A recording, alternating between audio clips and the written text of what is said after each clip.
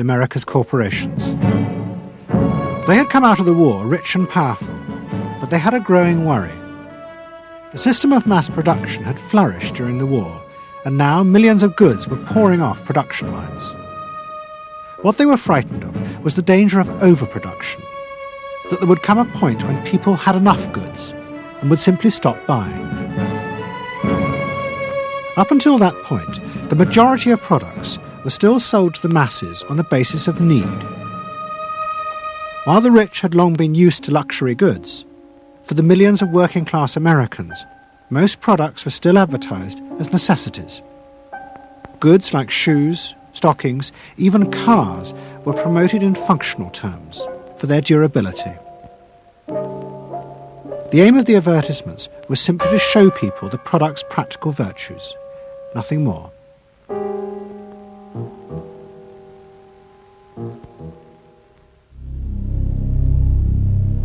What the corporations realized they had to do was transform the way the majority of Americans thought about products. One leading Wall Street banker, Paul Mazur of Lehman Brothers, was clear about what was necessary. We must shift America, he wrote, from a needs to a desires culture. People must be trained to desire, to want new things even before the old have been entirely consumed. We must shape a new mentality in America. Man's desires must overshadow his needs. Prior to that time, there was no American consumer. There was the American worker, and there was the American owner, and they manufactured and they saved and they ate what they had to, and the people shopped for what they needed.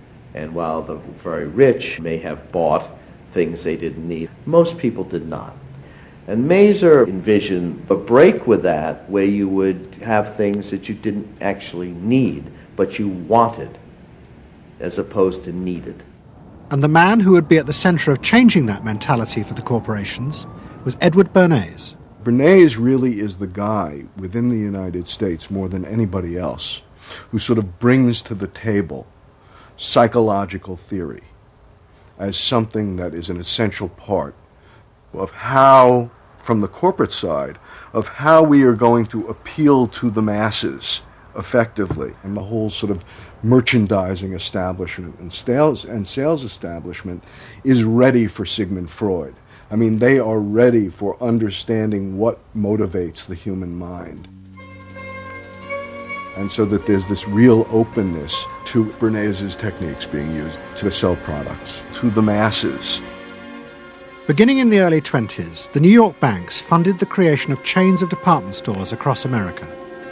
They were to be the outlets for the mass-produced goods, and Bernays' job was to produce the new type of customer. Bernays began to create many of the techniques of mass consumer persuasion that we now live with. He was employed by William Randolph Hearst to promote his new women's magazines, and Bernays glamorized them by placing articles and advertisements that linked products made by others of his clients to famous film stars like Clara Bow, who was also his client. Bernays also began the practice of product placement in the movies, and he dressed the stars at the film's premieres with clothes and jewellery from other firms he represented. He was, he claimed, the first person to tell car companies they could sell cars as symbols of male sexuality.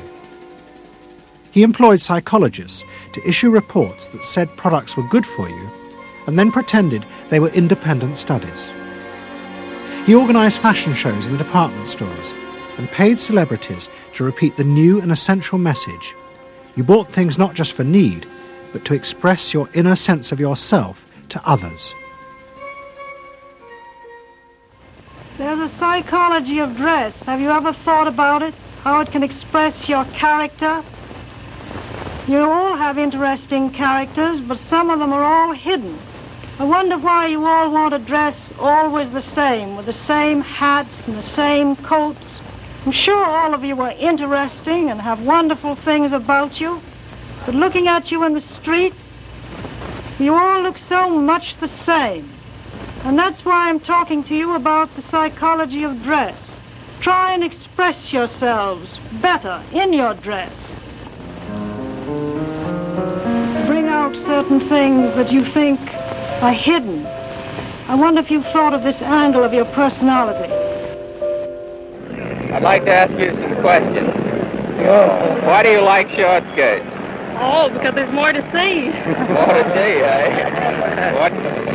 What good does that do you? What's my answer? It makes you more attractive. Does?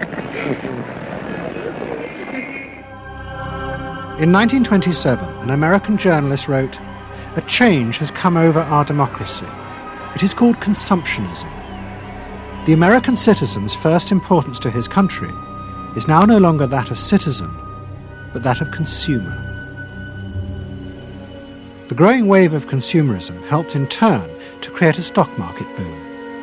And yet again, Edward Bernays became involved, promoting the novel idea that ordinary people should buy shares, borrowing money from banks he also represented. And yet again, millions followed his advice. He was uniquely knowledgeable about how people in large numbers are going to react to products and ideas and so on.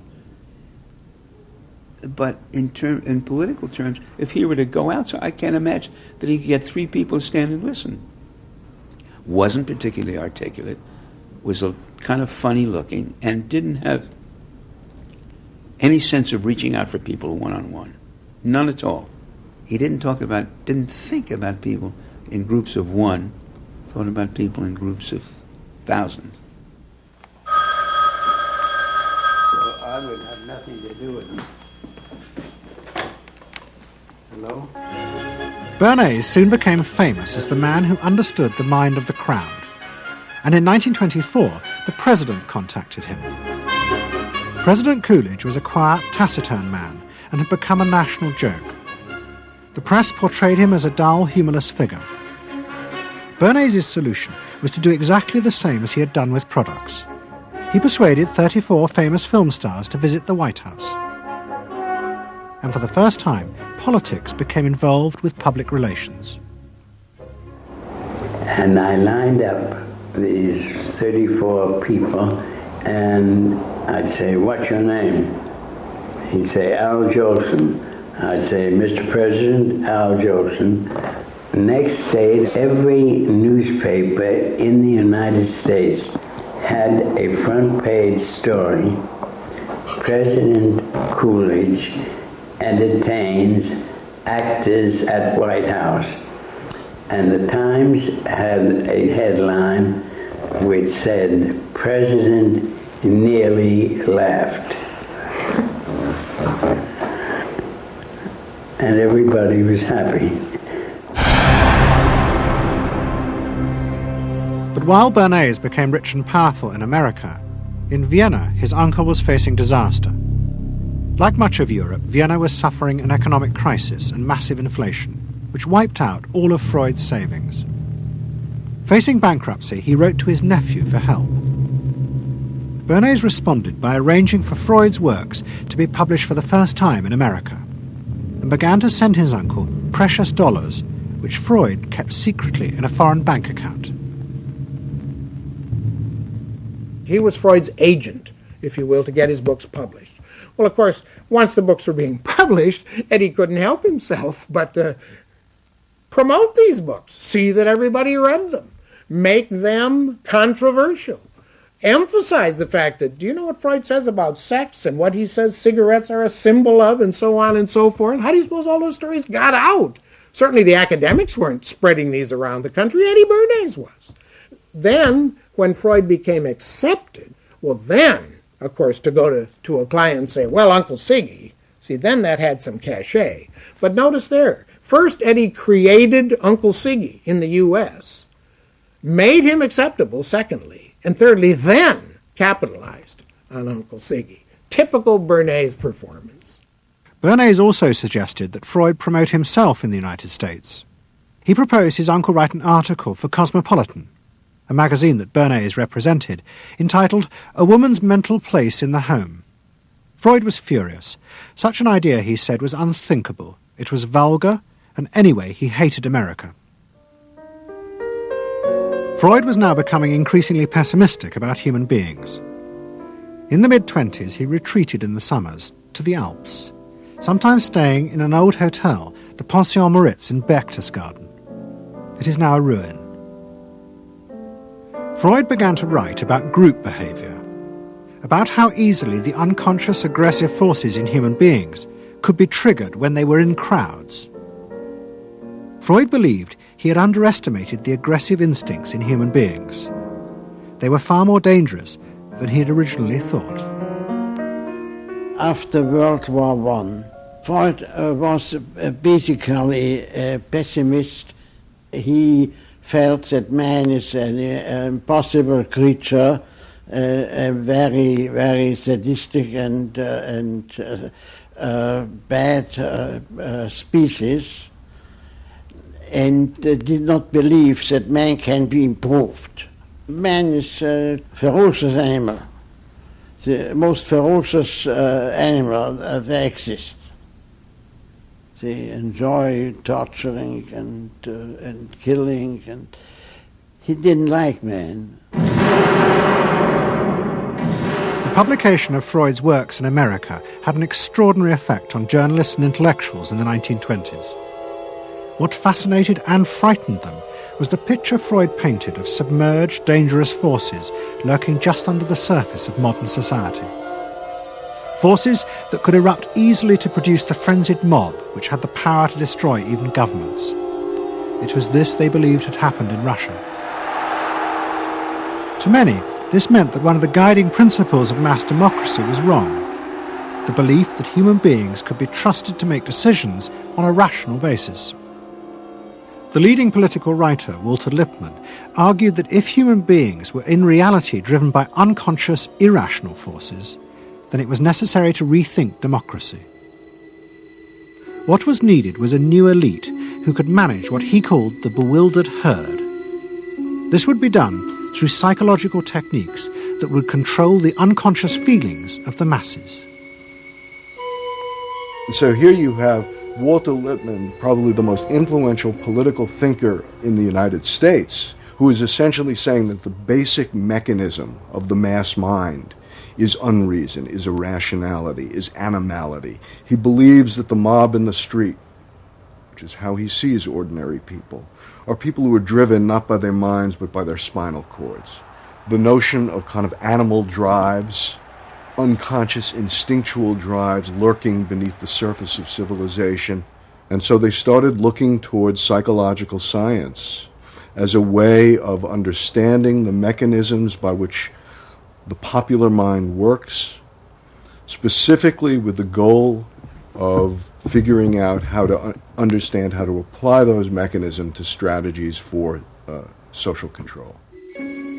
Edward Bernays was fascinated by Lippmann's arguments and also saw a way to promote himself by using them.